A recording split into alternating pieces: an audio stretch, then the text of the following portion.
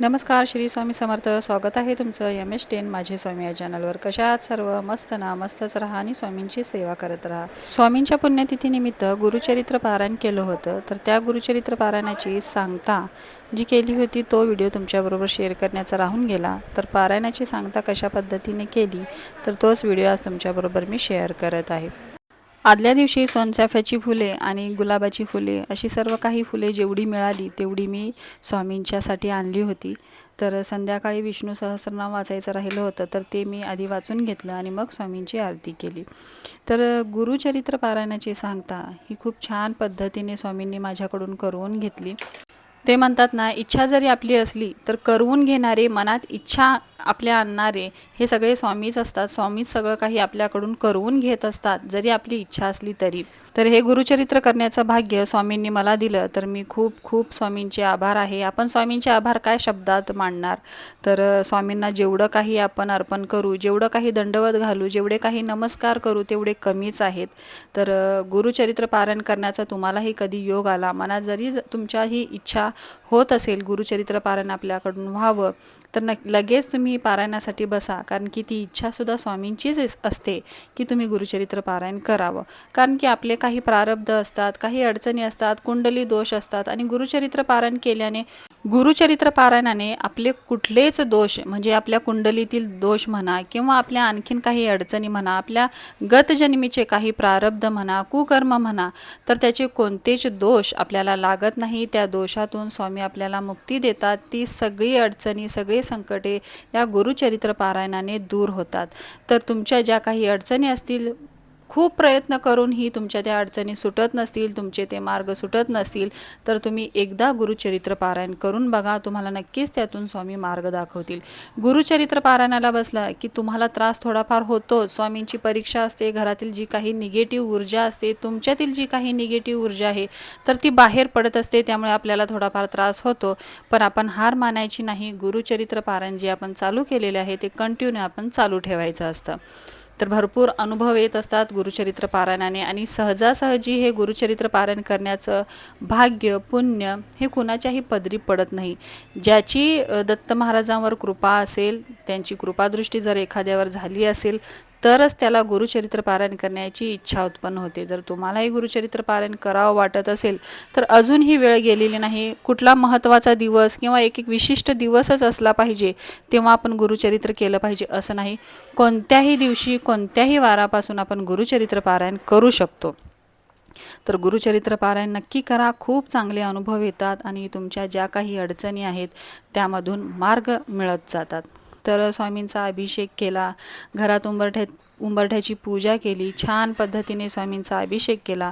जे काही फोटो माझ्याकडे होते स्वामींची आणि अक्कलकोट वटवृक्षाचं जे काही पान होतं त्याची देखील मी आज इथेच मांडणी केली आणि छान पद्धतीने स्वामींची पूजा केली. मी म्हणजे जसं स्वामींनी करून घेतलं तशा पद्धतीने स्वामींची जी काही सेवा झालेली आहे ते तुम्ही बघतच आहात. शेवटचे जे अध्याय होते ते अध्याय मी वाचून घेतले आणि मग स्वयंपाकासाठी मी बसले. नाहीतर काय होतं ना, जेव्हा आपण पहिल्यांदा स्वयंपाक करून घ्यावा आणि मग वाचनासाठी बसावं असं म्हटलं तर आपलं सगळं लक्ष त्या आपल्या वाचनावर असतं की कधी माझी पूजा आवरणार, कधी माझं वाचन होणार, कधी सगळं वेळेवर सगळं आवरणार का, असं सतत आपल्या डोक्यात विचार येत असतात आणि आपलं स्वयंपाकावर लक्ष लागत नाही. त्यामुळे मी सकाळी सर्वात आधी देवपूजा, उंबरठ्याची पूजा, स्वामींचा अभिषेक वगैरे सगळं काही आवरून मी वाचनासाठी बसले.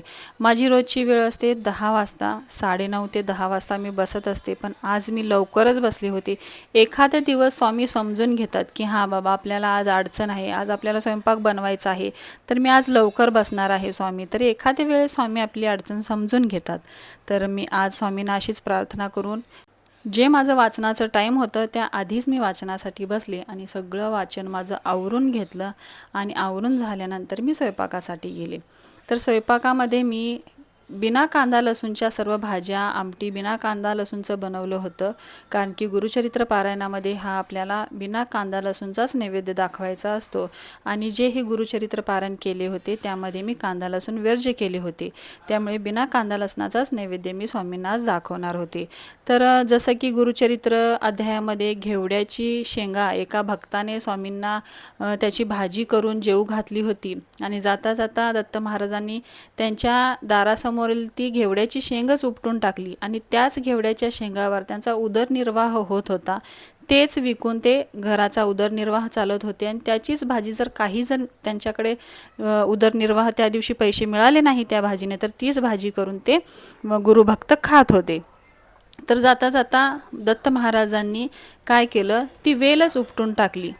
तर त्याची बायको जी होती तर ती म्हणायला लागली की कसले हे साधू, जाता जाता त्यांनी आपल्याला आशीर्वाद द्यायला पाहिजे, तर आपल्या ज्याच्यावरती उदरनिर्वाह चालतो ती वेलच त्यांनी मुळातून उपटून टाकलेली आहे, असं कसं त्यांनी केलं.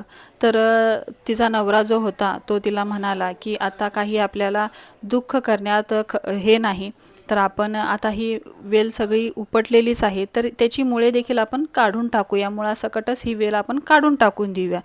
जेव्हा तो ती मुळासकटची वेल खणायला लागला तर तिथे त्यांना एक हंडा सापडला. त्या हंड्यामध्ये सोने, दागिने, नाणे हे सर्व होते.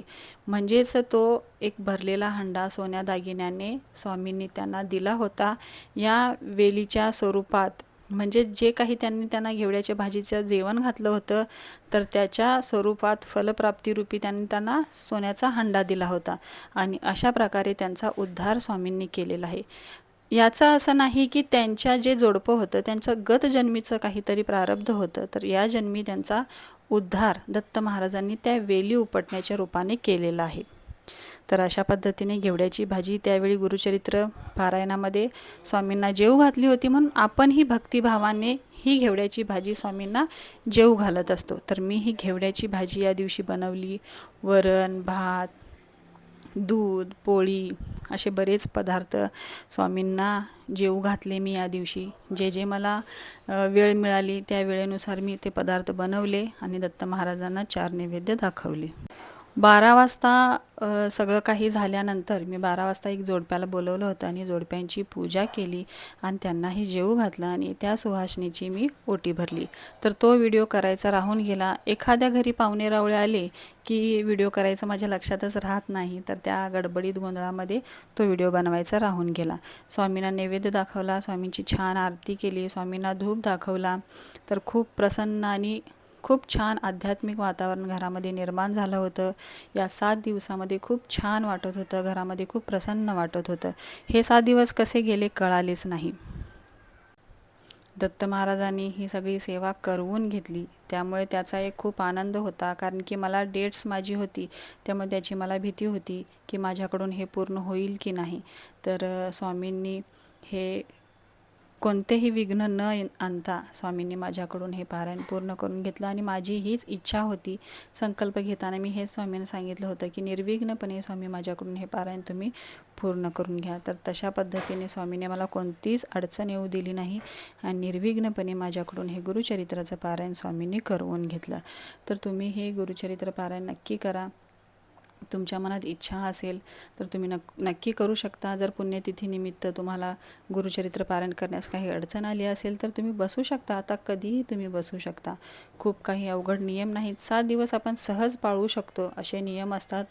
कोणीही सांगण्यावरून, कोणाच्याही सांगण्यावरून तुम्ही मनात भीती बाळगून गुरुचरित्र पारायणासाठी लांब राहू नका. तर पारायण नक्की करा.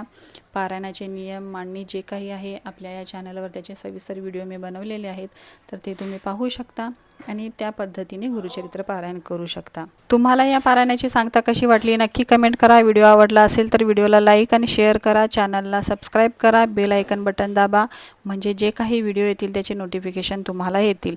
तर आजचा व्हिडिओ इथेच थांबवते. सर्वांना श्री स्वामी समर्थ.